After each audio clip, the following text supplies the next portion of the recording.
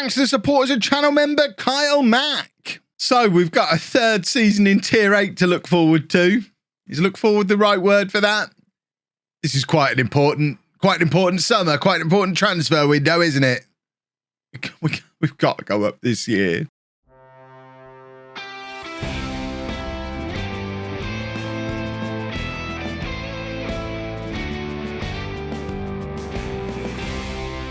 Hello and welcome to part 30 of Bourne in the USA. I'm Kevin. Coming up on today's episode, we have our season review and transfer special following. I mean, it's difficult to call it a disappointing season that we've just had because we were supposed to finish. What was the media preview? Media thought upper mid-table, 5th, 6th place. We finished 3rd. We got into the playoffs. We bottled them again. We don't do well in the playoffs. We've got to go up automatically. It's going to be interesting to see who's coming down. Is there anyone terrifying coming down? Because the further we get into this save, the more the restructuring that happened at the start starts to balance out, because we're seeing teams like Charlotte, who've gone up again, the Charlotte FC Academy. They're charging up the leagues, and there's lots of teams who are doing back-to-back promotions, meaning that those of us who are getting left behind, it should theoretically be getting easier. And I'm looking at the 5 teams that are coming down thinking, are any of them going to be hideous and awful and just destroy us? I hope not. Oh, I really hope not. They've got Soccer's Juventus Sports Club. They even play in stripes. Beautiful. I wonder if they're going to be in our league next year. Let's do the season review. Why am I clicking all the wrong buttons? There's a season review in here somewhere. Let's go find it. I've lost the season review. Maybe we're not going to do a season review because I can't find it anymore. Perhaps we're doing an old school one. Click. I had it on the screen in front of me and then it's gone. So we're not going to do the old style season review. The new style, we'll do the old style. There you go. Lovely. We're setting all sorts of records in the wrong way. And this is our overall best 11 now. So who of this do we want to try and bring back? Kotelyarov. Should we try and bring him back? Was him leaving the reason we were rubbish? Probably worth a scout to see if we can bring him back in, maybe. Logan, Nice, Brook, Garlic are all still here. Goncalves, Briones still here. Williams, Huyan still here. But then Kevin Smith, not that one, and Prince Fletcher up front. Prince Fletcher's now on the transfer list at Tacoma. The return of Prince Fletcher could be exactly what we need. I wonder. Looking for a better contract type than Bourne can offer. We can offer any contract type, Prince. What? You're on the transfer. What are you after? Kevin Smith, not that one. I don't think he's likely to be any good. He's playing for the New Hampshire Bobcats in the Eastern League and not really scoring. I'm not so worried about Kevin Smith, not that one. But Prince Fletcher, would love to have him back. Here's your season review. Right, let's have a quick look through this because we're already halfway through it. Signing of the season, Jorge Hernandez. Who else was it ever going to be? 21 goals and 8 assists from 23 games and a 7.68. Obviously him. We only got a C+ from the board. I'd love to see the board's definition of what a better transfer than that looks like. We were supposed to finish top half. We finished 3rd. That's a good season by any stretch. But again, we only get a C+ for it. Jackson Hernandez getting top scorer of 23 goals. Jorge was very close behind him. The Hernandai combining beautifully to score lots of goals in the second half of the season. If they'd have been here from the start, I think we go up as champions, because that second half of the season, we were storming that league. At the halfway point, we were down in mid-table. So I think the summer has got to be all about just keeping the best parts of this team together, i.e. the Hernandai, Huyan. These are the players we want to keep at the club, and trying not to rock the boat too much, trying not to lose any key players, trying not to disrupt things too much with goalkeepers that we didn't need. All of the money stuff is down, which is a problem because financially we're a mess. This is our team of the year. Saunders in goal. Back four of Nice, Sullivan, Brook and Garlic. Briones and Goncalves in midfield. Williams and Huyan, and then the Hernandai up front. If we sort this by goals, you can see the goals pretty evenly split between Hernandez and Hernandez. Jeff Brook weighing in with 13 goals is insane. We need more goal contributions from Huyan next year, though. 8 goals, 10 assists. He was much better than that the season before. And to be fair, this doesn't tell the whole story because he got a lot better after the halfway point of the season. We got the old Huyan back again. So hopefully he starts the season flying this coming year. Player of the year is Jackson Hernandez. Young player of the year is Jorge Hernandez. Signing of the year, Jorge as well. Goal of the season went to Briones. Top scorer, Jackson Hernandez. Williams, most assists. Jorge, most man of the matches. And Jeff Brook, highest average rating, with Lionel Garza, best pass completion. Briones has now set a new club record for most league appearances ever. 129 club appearances now for Diego Briones. He's been here a long time. Someone who's still only a 1.5-star current ability player, we've built our midfield around him for 3 years. That might be part of the problem right there. We'll finish that though. What's the analysts got to say about us? We have a quiet, leaky defence and an aggressive, clinical attack. That sums up the entire save so far, I think. What's Goran looking for us to do this coming year? Nothing new has been added by the looks of it. He just wants us to work within the wage budget, which we do. Repair the club's financial damage, which Goran, that's not my problem. And we're looking for, is this season? No, next season. So we're looking for top half playoffs. We need to get promoted. That's the idea. We need to be getting promoted. No matter what Goran Pavlov says, this year we must get promoted. End of season team meeting. We are looking for the playoffs. That's offended everybody because it's unrealistic, despite us getting there the last 2 seasons in a row. So we back down, realise that these meetings are dumb. And if you suggest anything other than what the board have just told you to do, it doesn't work. How can we not be looking for the playoffs for the 3rd year in a row when we've I don't understand. The players are idiots. Right. What do we need? What have we got financially? Finances are a mess. We're actually not within the wage budget right now. Do we get budgets? We haven't had them yet. Here's your budgets. So budgets have not changed. So we've got to get rid of players. That's a worry. We've got to get rid of 3 or 4 players probably who are dragging salaries out of the club. And if we want to bring anyone else in, we've got to get rid of even more than that. And then look at strengthening. And it's the same story. It's been all the way through. We've got to strengthen the midfield. The defence looks strong, even though it's leaky. Goalkeeper's been a little bit iffy all year. We could perhaps do with a right back. Central midfield is a disaster zone. We should just get rid of everybody at the club who can play central midfield and sign 4 new ones. If the opportunity to do that comes up, I'm definitely doing it.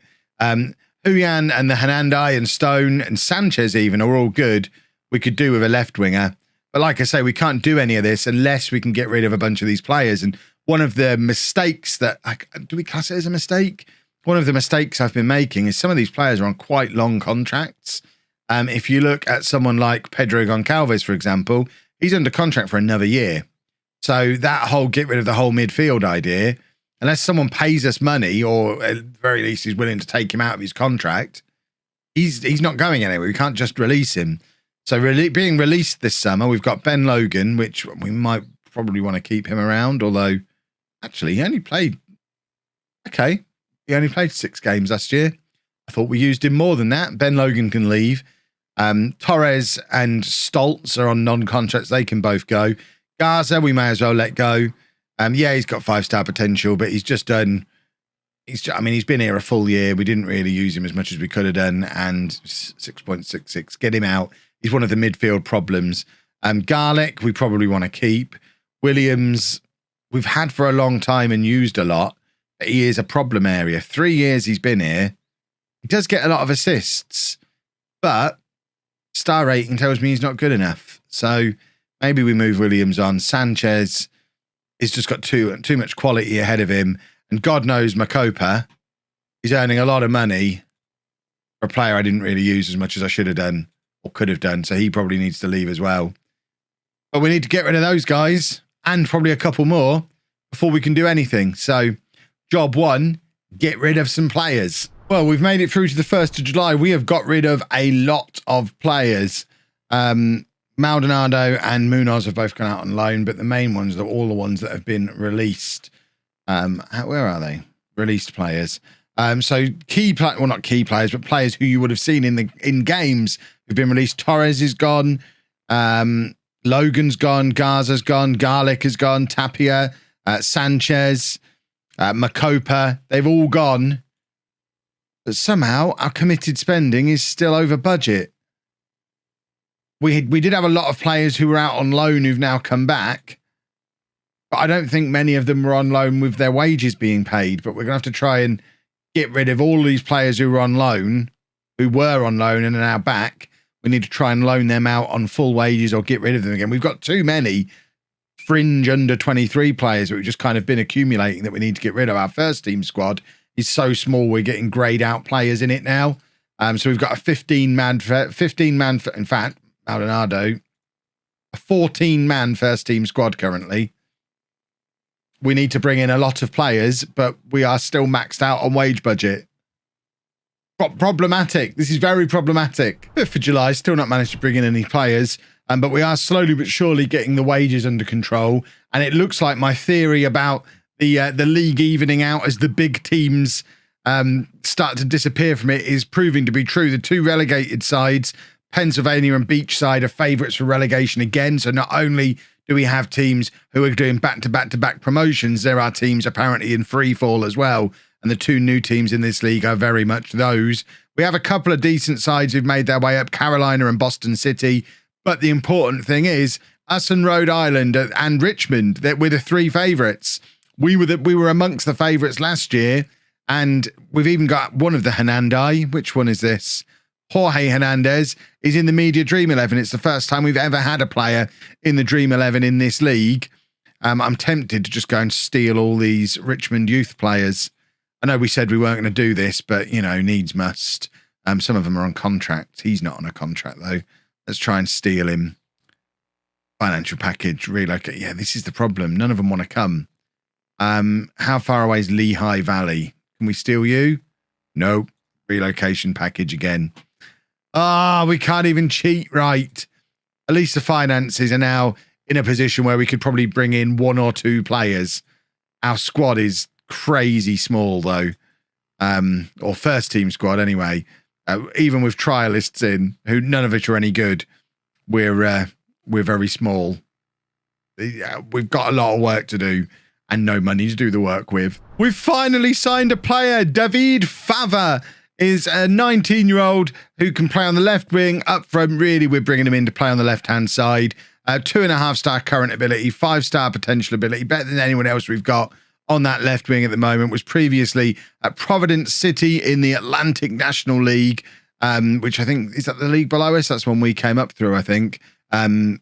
I can't remember what the Atlantic League is. I don't know if that's up or down. He's played for Rhode Island before as well. No, the Atlantic National League, I don't know. Either way, he's scored goals. He's played well. He's still only 19.